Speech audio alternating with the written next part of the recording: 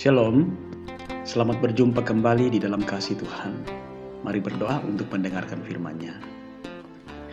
Ya Tuhan, ketika kami berhadapan dengan begitu banyak situasi dalam kehidupan ini, firman-Mu itu adalah kekuatan satu-satunya untuk kami semakin bijaksana menjalani setiap pergumulan, setiap tantangan kehidupan yang kami alami.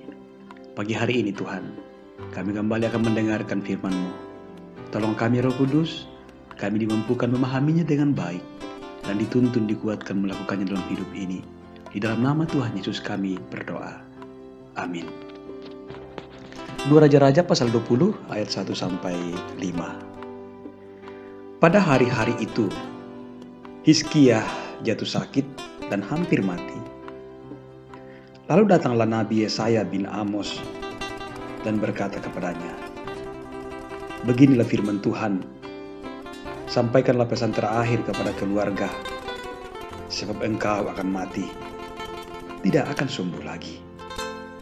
Lalu Hizkia memalingkan mukanya ke arah dinding, dan ia berdoa kepada Tuhan, Tuhan, ingatlah kiranya bahwa aku telah hidup di hadapan-Mu dengan setia dan dengan tulus hati, dan bahwa aku telah melakukan apa yang baik di mata-Mu."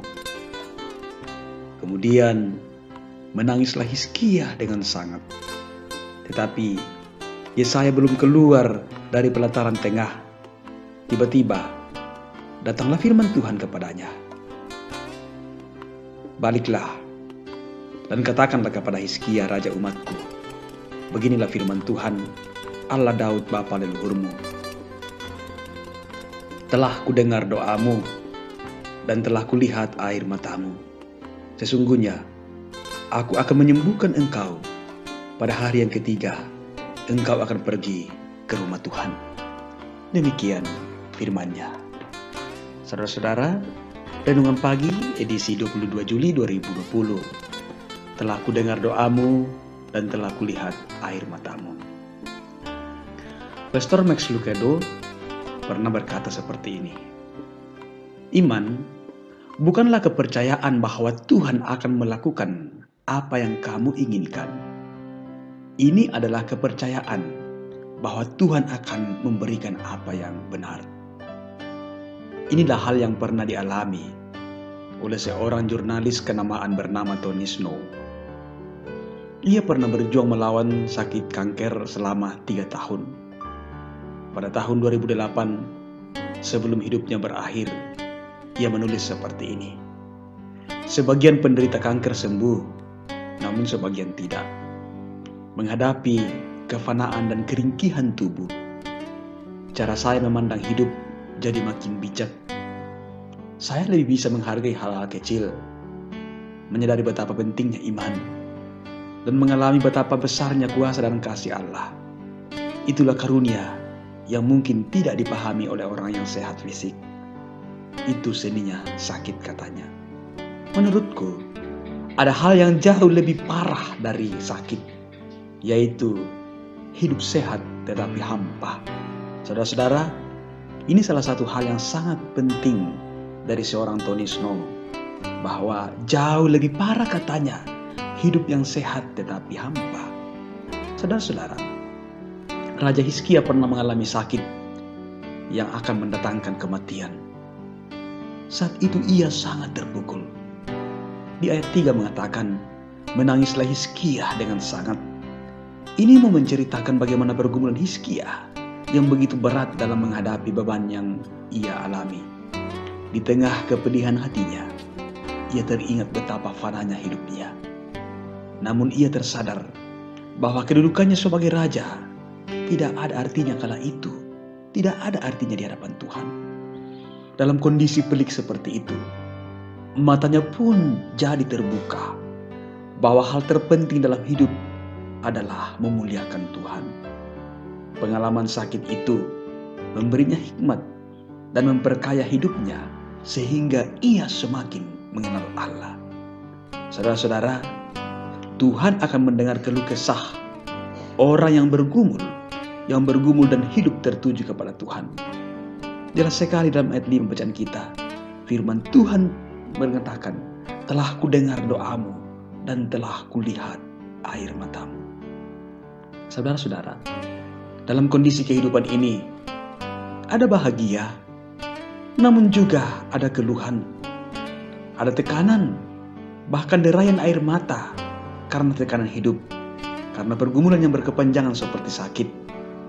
Namun firman Tuhan hari ini hadir meneguhkan kita bahwa Tuhan yang kita sembah tidak pernah berdiam diri. Kepulihan rohani akan sangat menentukan seseorang merespon semua kondisi yang dialami. Kualitas iman seseorang akan sangat menentukan bagaimana ia menghadapi setiap kondisi yang dialaminya. Saudara-saudara, banyak orang yang sehat fisik, tetapi hidupnya hampa. Ada juga yang merintih dalam sakit, tetapi imannya bertumbuh, malah bisa menjadi kesaksian yang hidup bagi orang lain. Penting sekali untuk belajar di sini tentang arti memahami hidup, memahami karya Tuhan, dan menggunakan kesempatan hidup ini. Jika hari ini saudara-saudara hidup sehat dan bugar, hargailah itu sebagai kesempatan untuk menjalani hidup, untuk menyenangkan hati Tuhan. Namun, kalau saudara menanggung sakit, bukan berarti hidup saudara diabaikan Tuhan. Dia ada dan selalu mengatakan, telah kudengar doamu dan telah kulihat air matamu. Tuhan baik dan sangat peduli kepada siapapun kita dan bagaimanapun kondisi kehidupan kita. Saudara-saudara, di akhir refleksi ini, saya berefleksi seperti ini. Ketika kita dalam kondisi-kondisi yang mungkin bagi kita terlalu berat, di sana iman akan tetap berbicara. Karena iman melihat terang dengan hatimu. Ketika semua matamu melihat adalah kegelapan. Terima kasih Tuhan, Engkau sungguh baik. Amin. Mari berdoa. Oh Tuhan, terima kasih untuk firman yang kami alami pada saat ini. Ajarkanlah kami Tuhan, ketika kami sehat, kami memaknainya dengan begitu baik, menjalaninya dengan hidup yang menyenangkan hati Tuhan. Pun ketika kami diperhadapkan dengan sakit, penyakit, atau beban yang lain, ajar kami untuk tetap memiliki hati dan pengharapan yang tertuju kepada Tuhan. Karena dalam bersamamu Tuhan, kami semakin berhikmat dan semakin kuat melanjutkan kehidupan kami ini. Engkaulah kekuatan kami Tuhan, dan Engkaulah Tuhan yang berotoritas atas kehidupan kami. Ampuni kami Tuhan dan terimalah doa kami. Di dalam nama Tuhan Yesus kami berdoa. Amin.